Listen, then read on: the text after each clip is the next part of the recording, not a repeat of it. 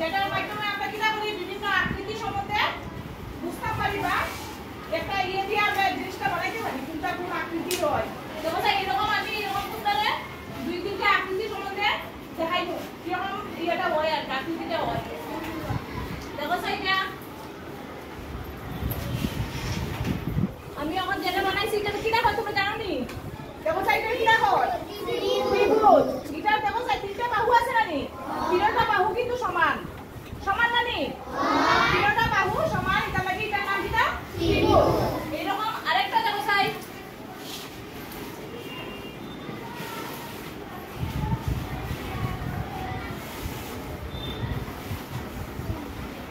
এখানে কি দেখো স্যার এখানে চতুর্ভুজ ত্রিভুজের মতোই এটা একটা চতুর্ভুজ। ত্রিভুজের তিনটা বাহু এটা চারটা বাহু চারটা বাহু কিন্তু সমান সমান না নি?